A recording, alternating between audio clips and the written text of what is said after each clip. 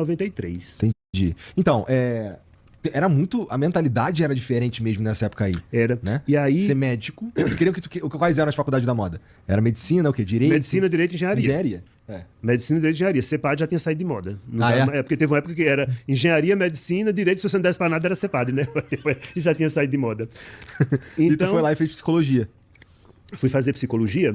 Tu já sabia no que tu queria se especializar? Não. E foi bom porque eu conheci tanta gente que eu lia nos livros. Eu saía, ia fazer workshop, viajava, ia atrás dessas pessoas. Então eu conheci tanta gente. Depois do mochilão? Não, o mochilão já estava perto de me formar. Aí eu disse, não, vou à Europa, eu tenho que ir à Europa. E aí vendi o anel, fui. E foi legal, foi a minha primeira viagem para fora do Brasil. Tanto que eu não tinha anel de formatura, eu vendi o anel e nem para minha formatura eu fui. Mandei alguém me representando, porque eu não dava importância para isso. E aí o que aconteceu? Quando eu fazia psicologia, eu comecei a ir atrás, e sempre me interessou, dos excluídos. Então, nessa época, lepra não tinha cura. E ainda se chamava lepra, né? Hansen. Uhum. E tinha o leprosário. Ninguém ia ao leprosário. Porque você podia pegar lepra e você estava condenado. E eu comecei a frequentar o leprosário, porque tinham psicólogos que eu conhecia que iam ao leprosário para prestar assistência, e eu, estudante de psicologia, ainda comecei a ir ao leprosário. E eu aprendi tanto sobre amor. Eu aprendi tanto sobre amor no leprosário, que você não tem ideia. Eu conheci um homem, já era um senhor, estava lá, já todo despedaçado, porque a lepra naquela época despedaçava, comia seus dedos inteiros, comia a orelha, tinha gente já com buraco do olho, era uma doença realmente muito terrível.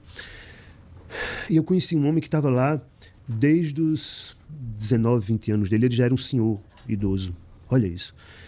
E ele me contou uma história, que até hoje quando eu falo na história eu me emociono. Eu sou desse, do tanto que eu rio eu choro, tá? Aí ele me contou uma história que eu entendi o que era amor. Ele disse que ele tinha encontrado uma mulher que ele amava muito, muito, e ele era muito amado por essa mulher. E ele, quando ele estava para casar com ela, por essa faixa de idade, 18, 20 anos, aí ele foi diagnosticado com lepra. Então ele disse a ela, eu não vou casar com você, eu vou embora para o leprosário. Ela disse, eu vou com você. Ele disse, não. Se eu amo você, eu não posso lhe condenar a isso. Isso é amor. Amor liberta, amor não prende. Amor solta, amor não segura. E foi com este exemplo de amor deste homem que eu cresci, e foi com este exemplo de amor que eu consegui me despedir do maior amor da minha vida, minha mãe. Que um belo dia não acordou, virou a bela adormecida, leva-se para o hospital. Quando se fez uma tomografia, que eu olhei aquela tomografia, cérebro destruído por um AVC, aqueles AVCs assim. Que ela teve dormindo. Foi, assim, sabe? Aí não acordou mais. Você olha aquele cérebro destruído. Eu respirei muito fundo. E nessa época, eu me lembrei desse homem. E chamei a médica de plantão e disse, me dê o protocolo de cuidados paliativos que eu quero assinar. Porque se eu amava aquela mulher, eu não tinha como prendê-la, entende? Eu não podia permitir que ficassem chocando aquela mulher. Para quê? Ela ficaria viva até a hora que ela conseguisse ficar viva. Então ela tinha um respirador, ela tinha alimentação por sonda, ela tinha remédio para dor, para ficar confortável, e só. E ali ela ficaria o tempo que ela pudesse ficar. Mas os médicos não interfeririam. Na hora que você assina o protocolo, é isso. Foi o papel mais difícil que eu já assinei na minha vida, mas foi o papel que eu assinei com mais amor. Porque eu olhei para ela e disse, meu amor, eu estou bem. Se você precisar ir, vá.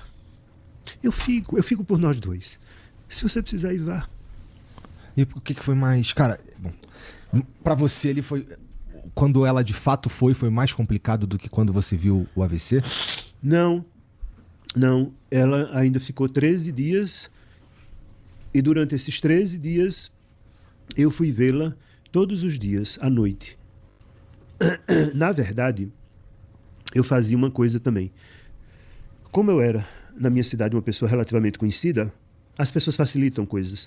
Então, havia um horário à tarde, acho que eu nunca disse isso não, havia um horário à tarde que eu ia à UTI e me deixavam entrar.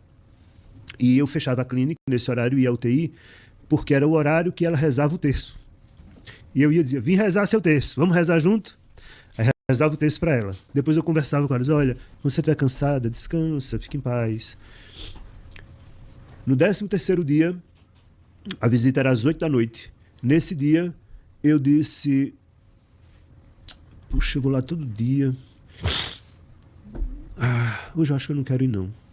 Só hoje, eu não sei porque eu não quero ir hoje. A visita era às 8. 8h30 meu telefone tocou. Se eu tivesse ido, eu estaria na hora que ela parou. Ela parou às 8.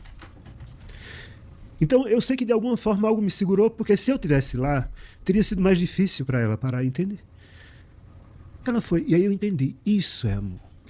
E foi com um amor imenso que eu me despedi dela na pedra. Porque você tem que fazer reconhecimento do corpo, né? E aí, mesmo morrendo no hospital particular, não interessa. Então, você tem que ir ao necrotério fazer o reconhecimento. Era noite, fui. Tinha outras pessoas lá, evidentemente, da família. Eu vou. E a moça foi, abriu aquela porta de ferro, eu entrei, a enfermeira entrou. Eu disse, ela abriu o saco preto. Eu disse, reconheço, é ela.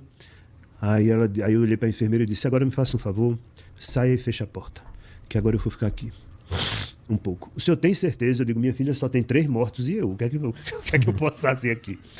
Nada. Saia e me deixe. E ali eu tive uma longa conversa com ela. Uma longa conversa. Sobre amor, sobre despedida e sobre acolhimento. É preciso que a gente acolha. Porque a vida inteira foi isso que ela fez, me acolheu. E eu aprendi a acolher com ela. E essa última conversa aí te libertou também? Sim, não. A partir dessa última conversa, nada mais importava. O velório não teve mais nenhum sentido para mim. Acabava-se ali. Eu havia cumprido o que eu havia dito a ela. Porque ela reclamava, até o fim da vida, você devia ter sido médico para cuidar de mim. Você devia ter sido médico. Eu já, um psicólogo, conheci, você devia ter sido médico. Eu dizia, criatura, por quê? Porque aí você cuidaria de mim. Mas eu não estou cuidando. Mas se você fosse médico, eu sei que eu não tomava esses remédios todos que eu tomo.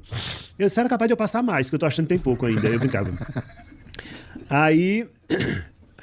Mas eu disse a ela, mas fique tranquila, eu vou cuidar de você até o fim. Pronto. Na pedra, eu disse a ela, a gente se separa aqui. Aqui eu lhe deixo. Justo. Aqui você não precisa mais de mim. Mas agora tem gente que precisa. E eu preciso continuar. E é para isso que eu continuo. Para cuidar das pessoas que ainda precisam. Não, tu também teve que lidar com esse luto aí, né? Imagino que... Tô chutando. Mas assim, por mais que você tenha querido que tudo acabasse ali na pedra, de fato acabou. Porque a gente tava mesmo falando sobre o sofrer. Sobre o ficar de luto. Acabou com ela. Começou comigo. Agora era eu comigo. E é isso que as pessoas precisam entender. É que quando uma relação acaba, é como se o outro tivesse morrido. E eu preciso deixar que o outro vá para que eu me reconstrua. E eu não preciso do outro para me reconstruir. Eu me reconstruo me ressignificando. E aí começava comigo. E eu passei exatamente um ano sem conseguir ouvir a voz dela. Porque se eu saio daqui, eu escuto sua voz. É só querer me lembrar da sua voz. Eu me lembro da sua voz. Né? Bom, imagina a voz da minha mãe. É óbvio que eu me lembrava. Mas a partir do momento que eu saí daquele necrotério, eu não conseguia mais ouvir a voz dela. Eu não lembrava a voz dela. Eu bloqueei isso em mim. Isso foi libertador ou desesperador? Na verdade, nenhuma coisa nem outra. Eu simplesmente respeitei. Eu disse, sou eu. São os meus movimentos internos. Aconteçam, então. Porra, tem que ser psicólogo pra chegar a essa conclusão não, aí, meu mas é isso que as pessoas precisam fazer. Eu acho que eu ia ficar ou um ou outro. Porque assim, eu já não sei lidar direito com as minhas paradas, né? Ainda mais, porra, minha mãe morre do nada. Parece... E eu parei de ouvir a voz dela. Eu voltei a ouvir a voz dela, na minha cabeça, né, evidentemente, quando fez 1 ano da morte dela. 1 ano da morte dela. Aconteceu alguma coisa especial? Não, simplesmente é como se minha cabeça tivesse dito, agora eu aguento.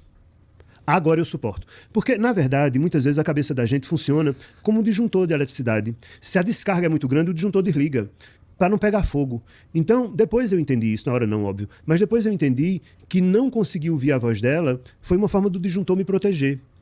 O disjuntor desligou e eu perdi o acesso a certas memórias auditivas e tal, porque eu tinha que lidar com um mandor muito grande.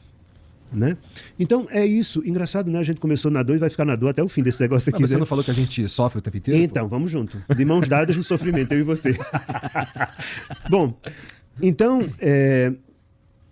o disjuntor desligou e tornou a religar um ano depois.